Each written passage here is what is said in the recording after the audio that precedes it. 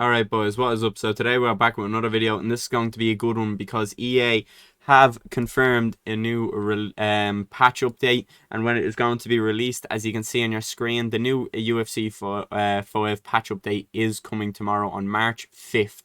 Find out what changes are coming to UFC 5, so let's get straight into it. We don't really need to read the top nonsense, it's more just kind of like an overall summarizing of what's getting changed. So let's get into the more detailed stuff, the nitty gritty. So first of all, Sean Brady is going to be getting added into UFC 5, which is always a nice addition, but unfortunately they always underdo fighters, I believe, whenever they add them to the game, so they're always afraid to give people 4.5 star when they add them to the game, Ian Gary being one of them, of course. But hopefully with the update and his fight against Geoff Neal now he'll be 4.5. But yeah, so Sean Brady, his best stats are 93 takedowns, 96 top game, and 93 submission offense. And as well as that, we're going to also be getting Jalen Turner, the Tarantula, with the update. He has 4 stars as well. 93 punch speed, 95 punch power, and 95 accuracy, some of his stats to note. One thing to also note is that the update is actually coming out, as you can see here, March 5th, which is tomorrow if you're seeing this video today. March 5th at 2 p.m. PT, and there will be no downtime, you know, so it doesn't take any kind of maintenance or anything. But it says 2 p.m. PT, which is usually later than it usually is, I believe. I think 2 p.m. PT is 10 p.m. For the people in Ireland and the UK.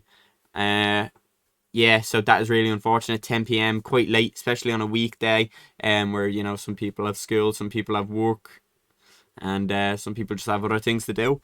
But yeah, and then we also get into the alter egos, and it says UFC 299 Fight Week challenges and new alter egos will be released tomorrow as well at 4 p.m. PT, which is actually midnight tomorrow, obviously, for Ireland and UK. So that seems a very odd time to be releasing the Fight Week challenges as well as the new alter egos. What alter egos are you thinking are going to be added? I think we're only going to get possibly maybe one alter ego. I'm trying to think who's on the card. We may get possibly a Marlon Cheetah Vera alter ego. We may get you know, I'm trying to think else. Obviously, could not really a Gilbert Burns one, maybe a Petr Yan one. I don't know, but I'm hoping there will be double champ alter egos. Very, very, very unlikely chance. I'm very optimistic here, but you know, Connor, Cejudo, and Cormier would be a lovely little double champ patch or alter ego. Seemingly that they're going off of all of kind of themes with the likes of Pride, not Strike Force, Pride, and then they had the Prime Fighters and all stuff like that, I think. But yeah, let's get into it. They also had the Origins with the ones that came with the game. So it says striking. Now this is the big one that a lot of people have been waiting for. Increase the stamina of blocked, missed, and evaded strikes in the stand-up. The change is similar to the one of the previous patch, but bigger. So it says 7.5% plus for block strikes, 2.5% on the previous patch, which is kind of confusing, but I believe that I do believe that the dev cleared it up, and it's not that it's an extra 2.5%, it is an extra 7.5%, but last time they increased the stamp tax by 5%, and now it's an extra 2.5% on top of that, so it is now in for 7.5%, I believe. And then an extra 10% for missed and evaded strikes, which is plus 5% on the previous patch. Once again, I don't think it is going to be near enough. It says even though the change is larger than previous, it is an incremental change and an overhaul. You may notice we even go often go for more significant increases or decreases when tuning aspects of the game. However, stamina is very complex, variable with heavy compounding effect. Therefore, in this case, we have to be more cautious. We will continue to look at data and listen to the community. If stamina remains abundant after this change, we are ready to implement a more impactful change in the next patch. Which is really just a load of waffle. Because I had even spoke to the dev, and I had said, would it not be quicker to kind of, you know, really nerf stamina. So do a 20 to 30% nerf and then see how it looks after that, and go with that. And he said yes, it would be, but he said that the game would be much worse with a little too little stam than too much stam. And I said I feel like a lot of people would disagree with that. And as well as that, I've been waiting 5 months for a patch, so I rather, or for stamina to be okay. So I rather wait another 1 month with too little stam, and at least the game would actually be different than all these tiny patches on stam that are making no difference. I could go back and play the beta and it probably wouldn't be a difference. So yeah, it's just, that's an unfortunate one. Obviously yet to be seen, but it does seem like a very even they admit it, it's incremental, it's not big. And fix the tracking issue with spinning strikes, so spinning elbows and stuff like that, and spinning body kicks hopefully will not be tracking as much. As well as that, spinning elbows received a massive nerf in this update, with the lead spinning elbow being reduced in damage from 25 and 35 to 20 for the rear one. And then as well as that, the range of them has been nerfed, and it says that it reduced the block stun caused by spinning elbows, so you won't be hit reactioned as much whenever you're hit on the block. And then it says half the block bleed through, so it doesn't do as much bleed through damage and less likely to cut, I believe. And then it says quadruple the vulnerability conceded by spinning elbows, which we need this on the likes of counters. They still haven't touched counter damage. I mean, they're just tiptoeing around these things and they're not fixing what really matters. I'm still getting tracked by uppercuts, still getting tracked by straights.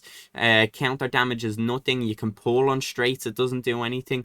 I mean, stamina is still going to be probably broken. It's really hard to still get takedowns.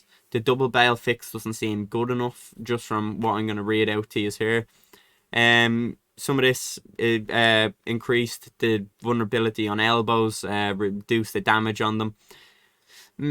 Block damage isn't going to be as good for the hook, kick, and rolling thunder, and then that's kind of nonsense. And now grappling, one that we've all been waiting for, but we'll probably all be disappointed with. It says cancelling a double leg into the over-under clinch will now require a 1% stamina advantage. This is most requested a change that aims to encourage a more variety in wrestling. Reduced the stamina advantage requirement for cancelling the single leg and low single leg from back into the back clinch from 30% to 20%, and that's what it should be on the double leg as well. I'm unsure as to why the double leg is a lot less than the single leg. I'm sure the single leg has a little bit more range, but they're acknowledging that it is powerful enough to the point where you need a 20% stamina advantage. Yet the double leg, you only need 1% short-term stamina advantage. So you're going to be able to throw a jab and a straight, and you're going to be getting double-legged like the patch never even existed. So yeah, frustrating. And then reduced stamina requirement for some of ground and pound positions. So now from postured full stack guard, you'll be able to go to from 50 to 10. So you'll only need 10% stamina advantage to be able to make that transition happen. Same with stack guard to half guard, 10 to 5% stamina advantage, and then 25 to 10 for side control. Then they said they fixed the Darce exploit, had it in a heel hook entry from top stack guard, and then it requires level 1 or whatever. And then it says allow the muscle modifier to be used in from bottom mount to bottom back mount.